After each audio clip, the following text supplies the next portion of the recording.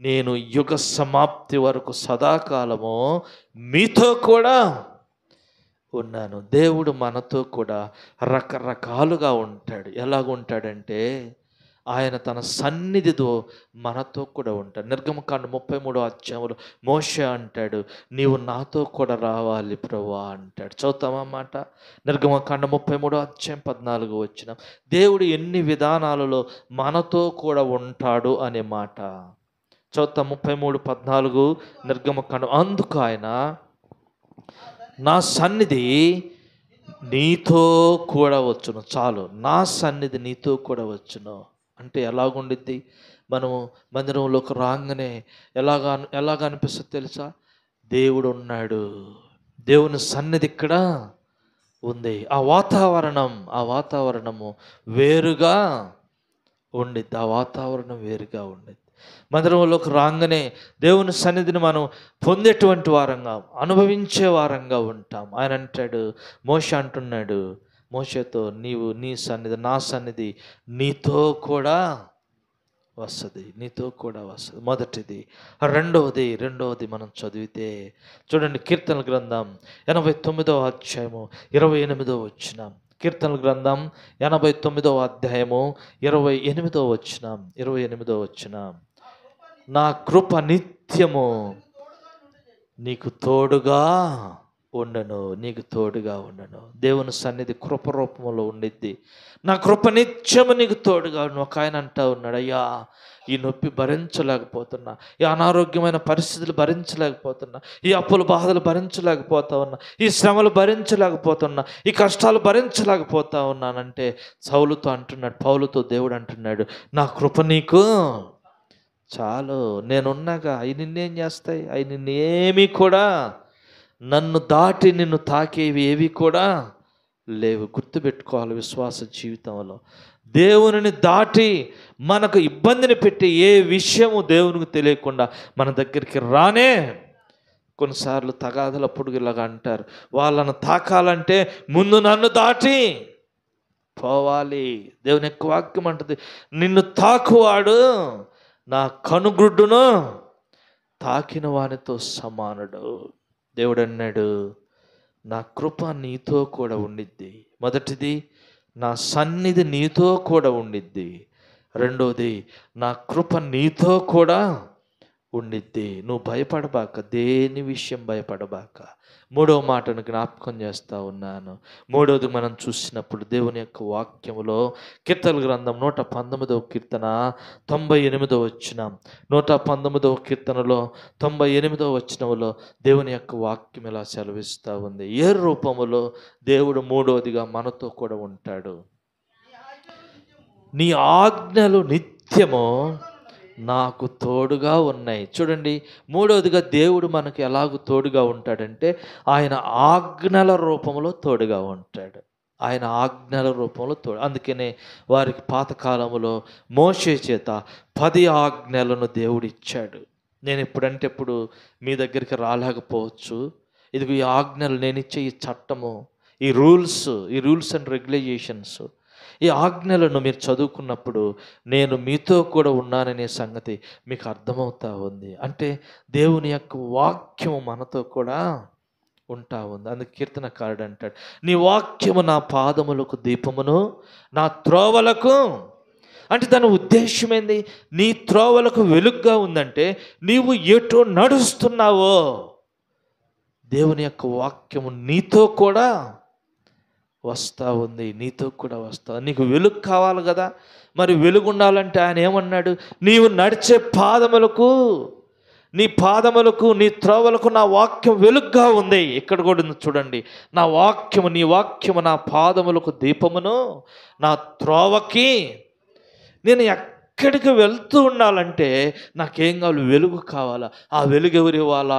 నీ వాక్యం ఇవ్వాలా. నీ వాక్యం అంటే ఎవరు? నీవే. అంటే నేను ఎక్కడికి వెళ్ళినా నీవు నాతో కూడా, దేవుని యొక్క వాక్యము, ఆయన వాక్యము మనతో కూడా ఉండిద్ది. మొట్టమొదటిది, ఆయన సన్నిధి మనతో కూడా ఉండిద్ది. రెండోది, ఆయన కృప మనతో కూడా ఉండిద్ది. మూడవది, ఆయన ఆజ్ఞలు లేదా ఆయన వాక్యము మనతో కూడా ఉండిద్ది.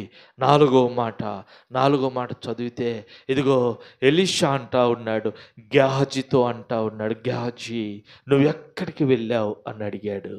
నేను ఎక్కడికి వెళ్ళలేదు, అమ్మతోడు, నాన్నతోడు, దేవుడితోడు, పిల్లలతోడు, తల్లితోడు, నేను ఎక్కడికి పోలే. ఈ మాటలు అని చెప్పలేదు కానీ మనకు అర్థం కావడం చెప్తున్నా. నేను ఎక్కడికి పోలే, ఇక్కడే వాకిట్లో ఉన్నా అన్నాడు. నిజం చెప్పు గేహజీ, నువ్వెక్కడికి వెళ్ళావయ్యా? కుమారుడా నువ్వెక్కడికి? అయ్యా నాయనా నేను ఎక్కడికి పోలేదంటే ఇన్నే ఎనవేందయ్యా అంటా ఉన్నాడు. ఇదిగో గేహజీ, బంగారమును, వస్త్రములను, ఎడ్లను, ఆస్తులను సంపాదించుకోవటానికి ఇది సమయమా? నీవు నయమాను రథము వెంట పరిగెడుతూ ఉన్నప్పుడు నా ఆత్మ ఎవరితో వచ్చింది? నా ఆత్మ నీతో కూడా వచ్చింది. నాలుగో మాట, దేవుడు ఆత్మ రూపములో మనతో కూడా ఉంటాడు, మనతో కూడా ఉంటాడు. నా ఆత్మ నీతో కూడా వచ్చింది. నువ్వు పరిగెడతా ఉంటే నేను కూడా నీతో పరిగెత్తుతా వచ్చాను. నువ్వు నడుస్తూ ఉంటే నీ పాదములకు ఎక్కడ దెబ్బ తగులుతుందేమో, నీ పాదములు ఎక్కడ త్రొట్టిల్లుతాయేమో, నీ పాదము ఎక్కడ తప్పటడుగు పడుతుందేమో, నీ పాదములు ఎక్కడ రాయిగుచ్చుకుంటుందేమో. అందుకనే నేను వెలుగుగా నా ఆత్మ నీతో కూడా పరిగెత్తింది. అర్థమవుతుందా? నాలుగోది, దేవుడు ఆత్మరూపములో ఉన్నాడు. ఐదో మాట, దేవుడు ఎలాగో మనతో కూడా ఉంటాడో ఐదో సంగతి జ్ఞాపకం చేస్తాం. చదువుతామా? ఒక మాట నేను జ్ఞాపకం చేయాలని ఆశపడతా ఉన్నాను. ఎజ్రా గ్రంథం 7వ అధ్యాయము 6వ వచనం. ఎజ్రా గ్రంథం 7వ అధ్యాయం 6వ వచనం. ఎజ్రా గ్రంథము 7వ అధ్యాయం 6వ వచనం. ఐదవ మాట ఇది, దేవుని యొక్క కరుణాహస్తము మనతో కూడా ఉంటా ఉంది. దేవుని యొక్క కరుణాహస్తం. చదవండి అన్నమాట. ఎజ్రా గ్రంథం 7వ అధ్యాయం 6వ వచనంలో దేవుని యొక్క కరుణాహస్తం, దేవుని యొక్క కరుణ, దేవుని యొక్క చాచిన బాహువు,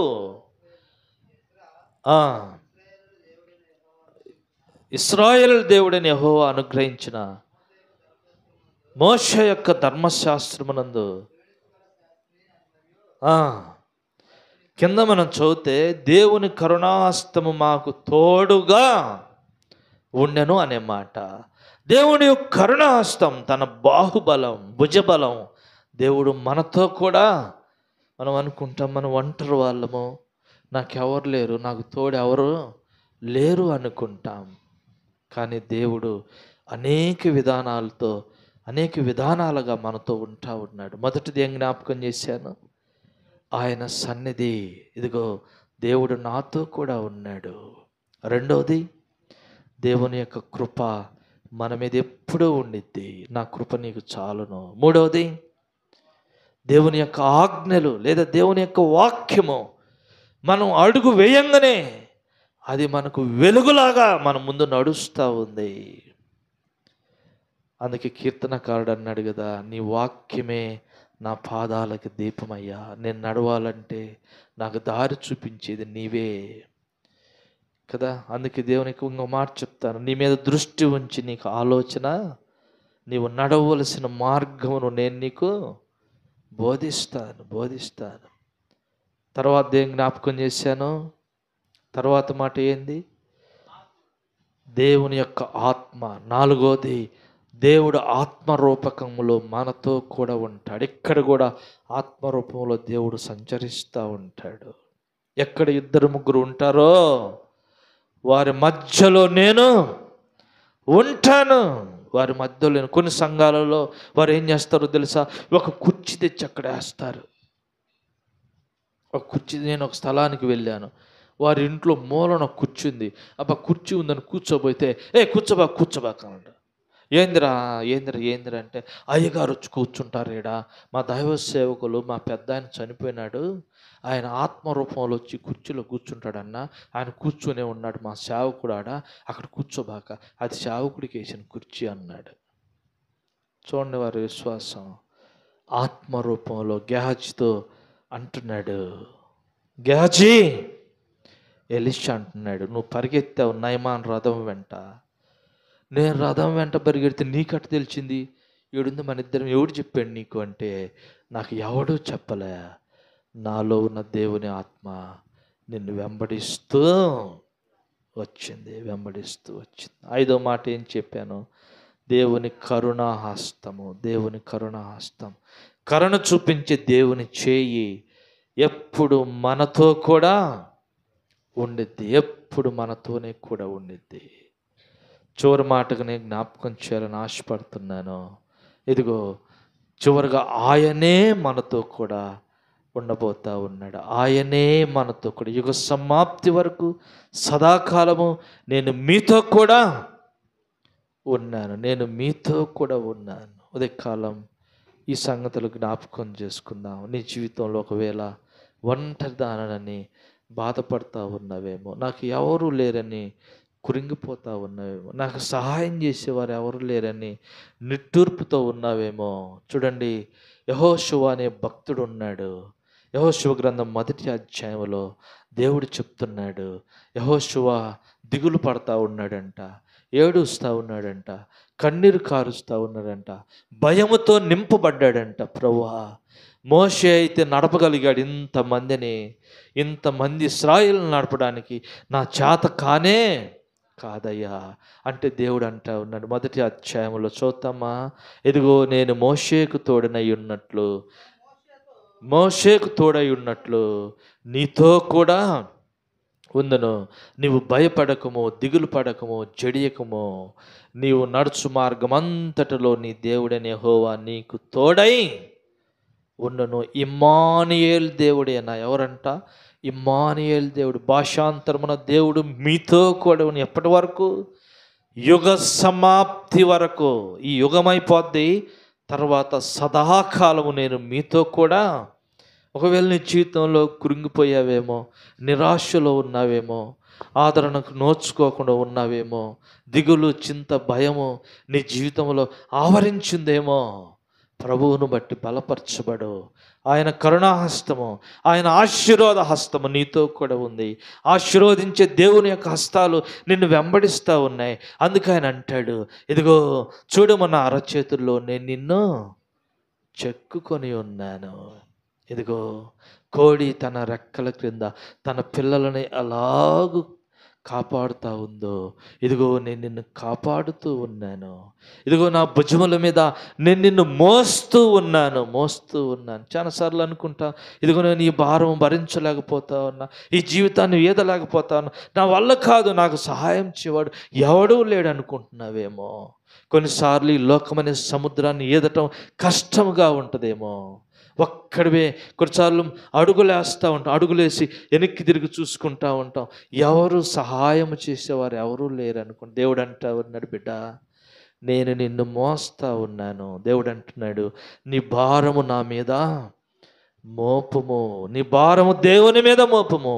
అది ఎలాంటి భారమైనప్పటికీ ఆ భారములో నుంచి దేవునికి విశ్రాంతిని ఇస్తాడు. అనారోగ్యమా, అప్పులా, లేకపోతే పతనమైన జీవితమా, లేకపోతే కుటుంబ సమస్యల, ఆర్థికమైన ఇబ్బందుల, ఏ పరిస్థితి అయినప్పటికీ పౌలు అంటాడు, నా జీవితంలో నాకు చాలినవాడు నేనేమై ఉన్నానో అది దేవుని కృప. ఈనాడు నేను ఈ విధంగా ఉన్నాను అంటే ఆ కృప కలిగిన దేవుడు నాతో కూడా ఉన్నాడు. నా కన్నిటిని తూర్చే దేవుడు, నా అవసరతను ఎరిగిన దేవుడు, నా అక్కరను ఎరిగిన దేవుడు, నాతో మాట్లాడే దేవుడు, నాతో కూడా ఉండే దేవుడు. చాలాసార్లు ఇలాగ అంటూ ఉంటాం, అమ్మ మాతో కూడా రండి అక్కడి దాకంటే మనుషులు ఏం చేస్తారు, వాళ్ళు కుదిరితే వస్తారు, లేకపోతే రారు. కానీ దేవుడు అన్నాడు, నేను ఎప్పుడు నీతో కూడా ఉన్నాను. ఎవరు నిన్ను విడిచినా విడువకపోయినా, మనుషులు అనేవారు మనల్ని విడిచిపెట్టి వెళ్ళిపోతారు. కానీ దేవుడు అన్నాడు, ఈ ప్రపంచము అంతము వరకు ఒకవేళ నువ్వు భూమి మీద ఉంటే నేను నీతో కూడా ఉన్నాననే విషయము మర్చిపోబాక. నీ మరణము వరకు నేను నీతో కూడా, మరణము తర్వాత కూడా నేను నీతో కూడానే ఉన్నాను. అర్థమవుతా ఉందా? సమయం లేదు కనుక ముగిస్తూ ఉన్నాను. దేవుడు తోడుగా ఉన్న వారి జీవితాలు ఎలాగుంటాయో ప్రభు చిత్తమైతే ఈసారి వర్తమానంలో చూద్దాం.